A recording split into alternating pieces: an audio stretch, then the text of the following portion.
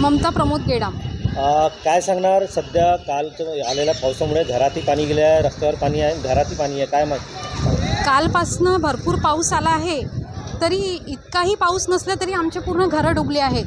आजूबाजूचा परिसर पूर्ण पाण्यामध्ये डुबला आहे. तरी प्रशासनाने कोणतीही दखल आणि कोणीही बघायला आलं नाही आहे. याची दखल घ्यावी आणि पाण्याचा निसर्ग आणि 2-3 दिवस अलर्ट पण केला आहे.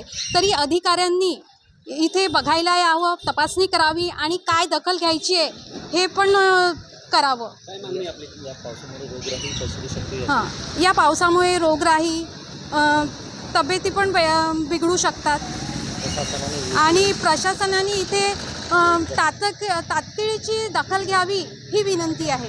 निंबार्ते.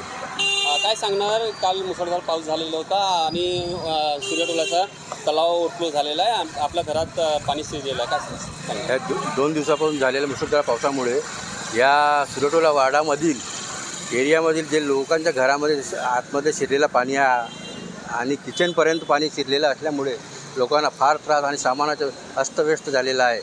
त्यामुळे सरकारचे जे लक्ष या वार्डामध्ये नसल्यामुळे हे सर्व अतिवृष्टीचे परिणाम लोकांना भोगावे लागून राहिले आहेत.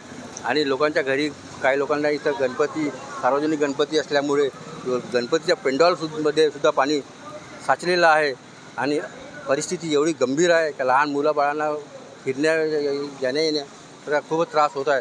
तरी शासनाचे याकडे दुर्लक्ष असल्यामुळे माझी एकच विनंती आहे का या ज्या परिस्थितीचा सामना करण्याकरता शासनाने लक्ष द्यावे.